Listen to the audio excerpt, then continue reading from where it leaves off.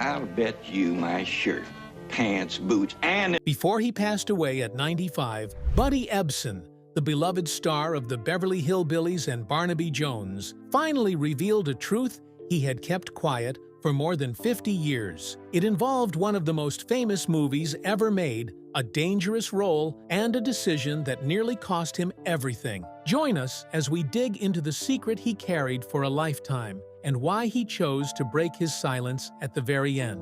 A boy built for adventure. Buddy Ebsen's story starts far from bright lights and cameras. He was born in a small American town where life was simple but not always easy. As a kid, he was full of energy and curiosity. He loved to explore the woods near his home, walking under the trees, climbing, and letting his mind wander. These early adventures gave him a strong sense of independence. He liked discovering things on his own and pushing his limits, even when no one was watching. At home, one of the biggest influences in his life was his father. His father was a dancing instructor, and he didn't just teach steps. He taught that dance took practice, focus, and control. From him, Buddy learned that movement could be more than fun. It could be a skill, something you worked at and got better at over time. But dance was also a kind of release for Buddy. It gave him a way to express himself when words weren't enough. That mix of discipline and freedom would stay with him for the rest of his life. Even as a boy, Buddy was drawn to performers. He watched silent film actors and stage stars and paid close attention to the way they moved, the faces they made, and how they held an audience without saying a word. At school, he copied them for his classmates. He would mimic their walk, their expressions, and their style. His friends laughed and cheered, and Buddy realized he loved making people feel something. That small classroom stage was the first place he learned how it felt to perform for others. His childhood, however, was not steady. His family lived during a time of economic struggle, and they often moved in search of better chances. New towns, new schools, new people. Nothing stayed the same for long. This could have made him bitter, but instead, it made him flexible. He learned how to adjust quickly, how to read a room, and how to find his way in unfamiliar places. The instability taught him resilience. He learned to rely on himself and to keep going no matter what changed around him. In the Ebsen home, education still mattered.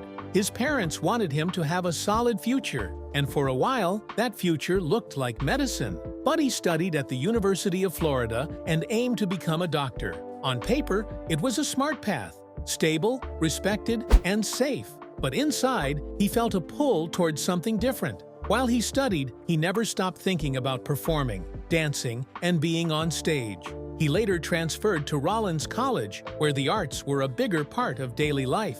There, he finally let himself lean into his true interests. He took part in theater and dance, and quickly stood out. People noticed him. His confidence grew. For the first time, it seemed possible that performance could be more than a hobby. But money was tight.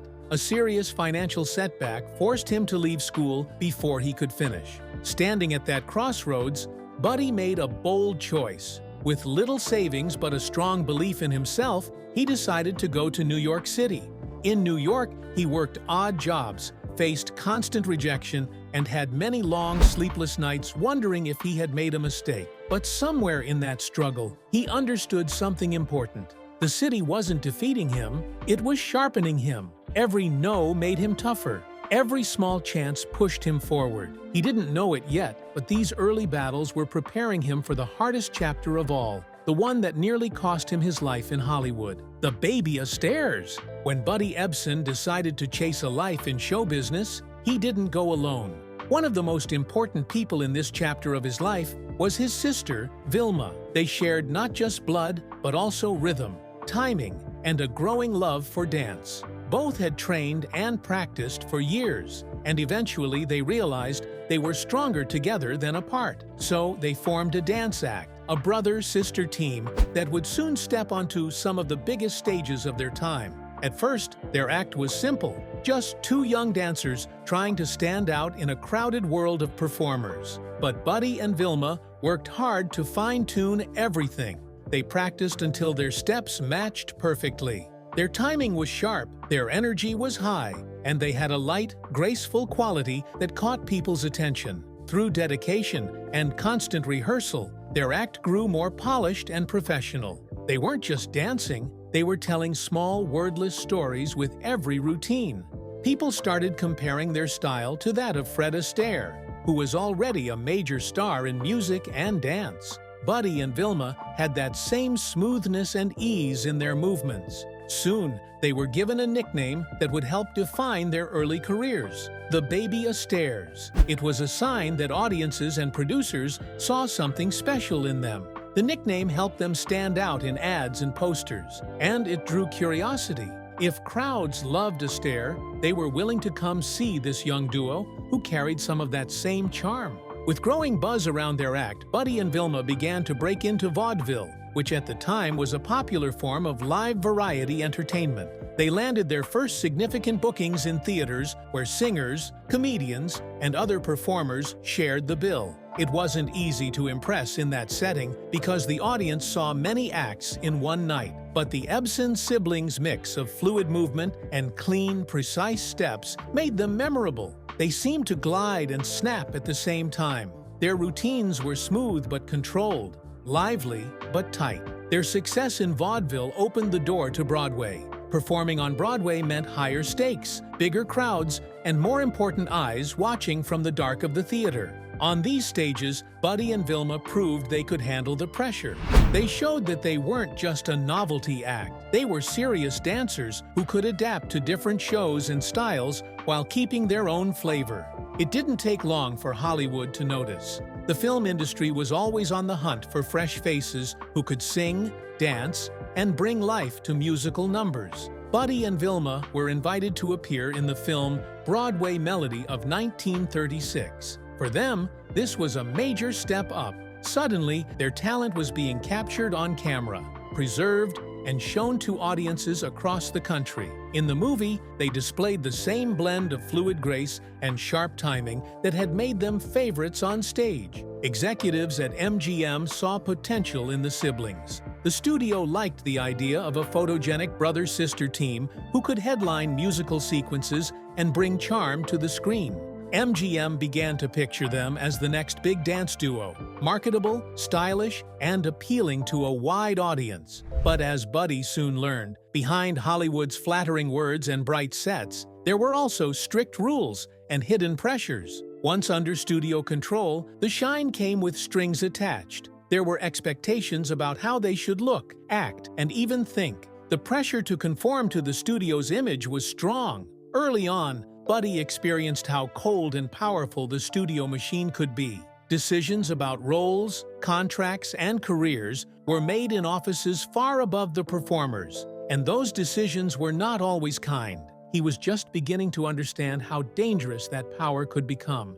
And soon, one role would push his body and life to the very edge: the Tin Man nightmare. By the time The Wizard of Oz came along, Buddy Ebsen already knew Hollywood could be tough, but nothing prepared him for what was about to happen. It started with a contract that he felt he couldn't say no to. MGM, one of the most powerful studios in the world, wanted him under their control. According to his later account, studio boss Louis B. Mayer made it clear that refusing wasn't really an option. There were threats that his career could be ruined if he didn't sign. Faced with that kind of pressure, and knowing how much power the studios had over actors at the time, Buddy agreed. He signed a strict 2-year contract, not because he felt excited about it, but because he felt he had no real choice. At first, it seemed like there might be a bright side. Buddy was told he would play the Scarecrow in The Wizard of Oz, a huge musical production based on a beloved story. It was the kind of role actors dreamed of, a major character in a big movie that could change everything for him. He was genuinely excited. This felt like a reward after years of hard work, long hours, and uncertainty. But the excitement did not last. Very quickly, he was informed that there had been a change. Ray Bolger, a well-known dancer and actor, wanted the role of the Scarecrow. Bolger believed that part was perfect for him, and he pushed for it. Behind the scenes, his powerful agent at the William Morris Agency helped make that happen. The agent had strong influence in the industry, and that influence worked in Bulger's favor. Buddy was quietly moved out of the Scarecrow role and reassigned as the Tin Man. No one asked how he felt about it. The decision was just made. The Tin Man costume looked magical on screen, but for Buddy, it was a physical trap. The metallic suit was heavy, stiff, and hard to move in. It restricted his breathing and made simple actions difficult. It was hot under the lights, and the suit did not allow his body to breathe or cool down properly. But the real danger came from the makeup. To make him look like shining metal, the makeup team covered his face and skin with white clown makeup, then dusted him with aluminum powder. This wasn't harmless stage glitter. It was real aluminum dust, fine and light, that hung in the air around him. Every time he breathed, he inhaled it. Under the strong studio lights, the makeup melted and had to be reapplied several times a day. With every new layer, more dust entered his lungs. At first, Buddy's body tried to warn him. His chest began to feel tight, like it was harder to pull in air. He felt dizzy and weak. His skin itched and burned under the layers of product and costume. These were not small discomforts. They were serious signs that something was very wrong. But Buddy kept going. He had been trained, in life and in Hollywood, to be tough, to not complain, and to do his job. He pushed through the pain because he was scared of what would happen if he spoke up. He knew the studio could label him as difficult, and that simple label could end a career. Actors who caused trouble or slowed down production were often pushed aside. With the memory of Mayer's threats still fresh in his mind, Buddy chose silence. He kept dancing, singing, and acting as the Tin Man, even as his body started to break down. He didn't realize it yet, but the choice to stay quiet would push him right up to the edge of death, and one terrifying night would change everything. The night that nearly killed him. The warning signs had been building for days, but the night that nearly killed Buddy Ebsen came suddenly. He went to bed after another long day on the set of The Wizard of Oz, his body already tired from wearing the heavy Tin Man suit and breathing in the aluminum dust makeup. At first, it was just an uneasy feeling in his chest, a kind of tightness he couldn't shake. Then, in the middle of the night, he woke up gasping for air. He tried to breathe normally, but each breath felt shallow and blocked, as if something inside his chest refused to move. Panic set in as he struggled to pull air into his lungs. His heart raced. He clawed at his throat and chest, trying to find relief, but nothing helped. The simple act of breathing, something he had always done without thinking, turned into a violent, desperate fight. The room spun around him, his vision blurred, and his strength drained away. Finally, he collapsed onto the floor and lost consciousness. When Buddy woke up, he was no longer in his room. He was in a hospital bed. Bright lights, strange smells, and unfamiliar faces surrounded him. A nurse stood nearby, watching him closely. Her expression was serious, and her words were direct. "You almost didn't make it." Those simple words told him how close he had come to dying. This wasn't just exhaustion. It was something far more dangerous. Doctors soon explained what they had found. The aluminum dust he had been breathing in on set had coated the inside of his lungs. Layer after layer had built up like a film, blocking the flow of oxygen into his blood. He had been slowly suffocating from the inside without fully understanding what was happening. The medical reality was clear and frightening. He had suffered chemical suffocation. Continuing with that makeup and that costume could have killed him. While Buddy fought to recover, he waited for some sign that the studio cared. Maybe a visit, a phone call, or a message asking about his condition. But there was nothing. No one from MGM came. No executive checked in. The studio that had pushed him so hard simply went silent. Behind the scenes, however, decisions were being made without him. MGM decided to replace him in the role of the Tin Man while he was still in the hospital. Another actor, Jack Haley, was brought in. The decision was not discussed with Buddy. No one asked how he felt about it. He found out in a cold, indirect way, as if he were just a problem that had been quietly removed.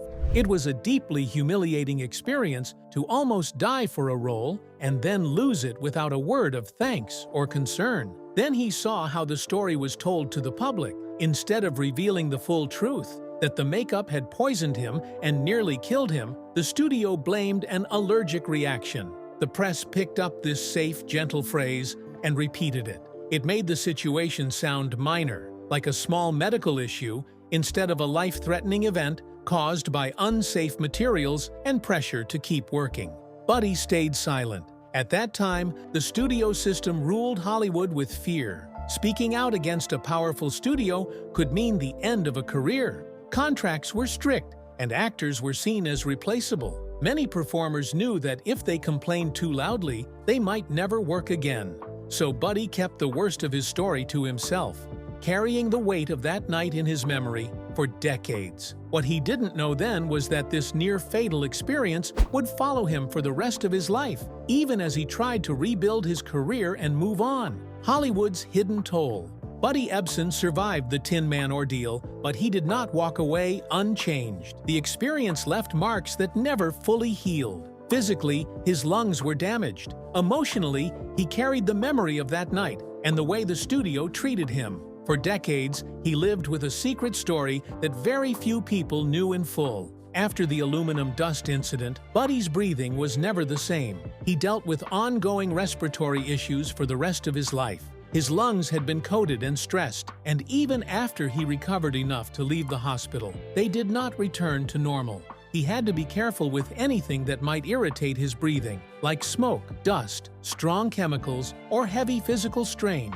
These were not small lifestyle changes. They shaped the way he worked and lived from that point on. He learned to take lifelong precautions. He avoided certain sets, certain types of makeup, and certain environments when he could. He knew another attack could be dangerous. Every choice reminded him of what had happened on The Wizard of Oz and how close he had come to losing his life for a role that the studio took away anyway. That kind of constant caution kept the past very present. On an emotional level, there was another wound. When MGM replaced him and downplayed his injury, it made him feel as though his suffering did not matter. The movie went on without him and became a classic. Millions of people watched and loved the Tin Man, but most never knew that Buddy had almost died trying to play that part. For a long time, it felt like he had been erased from that piece of history. That sense of being left out and quietly pushed aside left a lasting hurt. Later, it became even more clear that the problem was never Buddy himself. It was the makeup and the methods.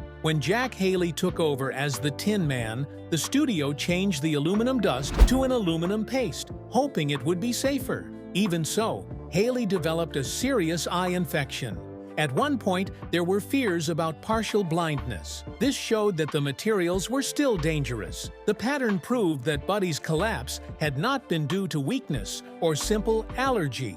The production's choices were at fault, and Buddy was not the only one injured on that film. Margaret Hamilton, who played the Wicked Witch of the West, suffered burns during a pyrotechnic scene when a trapdoor and fire effect went wrong. She spent time recovering out of sight, and much of what she went through was also kept quiet. These stories and others showed a pattern of risk and neglect that the public rarely heard about. The studio wanted the movie to look magical, so the painful reality behind it was kept off the record. Still, the story didn't stay buried forever. And when Buddy finally opened up about what really happened, it changed how people saw both him and the film. A tumultuous, romantic life. Behind the cameras and the career shifts, Buddy Ebsen's love life was busy, emotional, and often complicated. His relationships stretched across many decades and different stages of his life, and each one reflected where he was as a man and as a father. His first marriage was to Ruth Cambridge. Buddy was 28 when they married, still building his place in show business. It was young love, formed during a time when his career was starting to pick up speed. Together, they had 2 daughters, Elizabeth and Alex. From the outside, it may have looked like he had everything, a growing career and a young family. But balancing the demands of Hollywood with the responsibilities of being a husband and father was not easy. Work often meant long hours, travel, and uncertainty. Show business did not run on a steady schedule, and that kind of life can put strain on any relationship. While Buddy tried to provide for his family and keep his career moving, the pressure and distance took a toll. The marriage eventually collapsed, and they divorced in 1942. Even though the relationship ended, Buddy remained committed to his children. He stayed involved in their lives and made sure they were cared for, even as his own life kept changing. The next major chapter in his romantic life started during the war. While serving in the United States Coast Guard, Buddy met Nancy Wolcott, a fellow lieutenant. This time, the connection formed in a very different setting, one of duty, uniforms, and shared responsibility. They understood each other not just as individuals, but as people working through the same military demands and uncertainty. That shared experience built a strong base of mutual respect. Buddy and Nancy married on September 6, 1945, after the war. Together they had 5 children: Susanna, Kathy, Bonnie, Kirsten, known as Kiki, and Dustin. Their marriage lasted nearly 40 years, making it the longest and most stable of his relationships. During this time, Buddy's career went through huge changes: television success, long-running shows, and public visibility. At home, though, there was a different world centered on family, animals, and everyday life. Several of his daughters from this marriage became talented horsewomen. Horses, riding, and competitions became a big part of the family's rhythm. This focus on discipline, practice, and care fit well with the values Buddy had always respected. He encouraged his children's interests, supported their work, and tried to create a sense of stability, even when his own schedule was chaotic. But no long relationship is simple, especially when built around a demanding career. After almost 4 decades together, Buddy and Nancy divorced in 1985. Ending such a long marriage brought emotional complexity. There were years of shared memories, children, routines, and family traditions. Untangling all of that is never easy. Still, Buddy tried to keep being a steady presence for his children. He stayed involved in their lives and supported them as adults, just as he had when they were young. That same year, 1985, Buddy married for the 3rd and final time. His 3rd wife was Dorothy "Dottie" Knott. There was a striking age difference between them, about 40 years, but they formed a partnership that lasted until his death. They did not have children together, which gave this chapter of his life a different tone. Instead of juggling parenthood and non-stop work, Buddy focused more on his personal interests and quieter days. In these later years, Buddy finally had more space to live life on his own terms. He devoted time to painting, developing his style as a folk artist. He continued sailing, a passion that had carried him through earlier hard times. He also explored writing, eventually publishing his novel, Kelly's Quest, when he was in his 90s. These calmer years with Dottie were marked less by public drama and more by personal satisfaction. After decades of industry turbulence, contract battles, health scares, and constant reinvention, he found a kind of peace at home. While his heart found some rest, one part of his past still lingered in the background: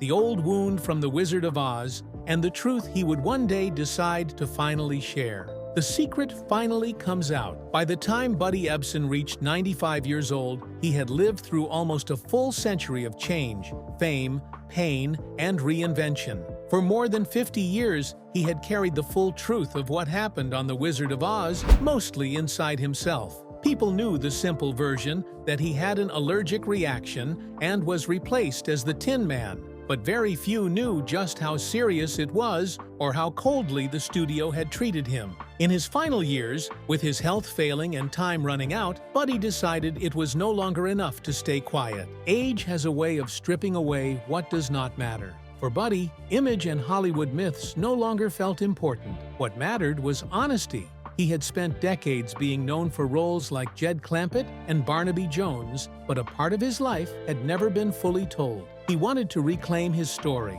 to make sure that people understood what he had gone through and how close he had come to dying for a movie that eventually moved on without him. When he finally opened up, he did not hold back. He spoke about the threats from MGM boss Louis B. Mayer, who made it clear that refusing the contract could destroy his career. Buddy explained how he had been forced into an exclusive 2-year deal under that pressure. He then described the reality of the Tin Man makeup, the aluminum dust applied over clown makeup, the way it melted under hot lights, and how he breathed that dust in day after day. He told how it was not a simple rash or a light reaction. It was toxic and it was deadly. He also revealed what it felt like to be replaced while hospitalized, lying in a hospital bed, fighting for his life, He received the news that the studio had already moved on and given his role to Jack Haley. There was no sense of loyalty, no gratitude, no care.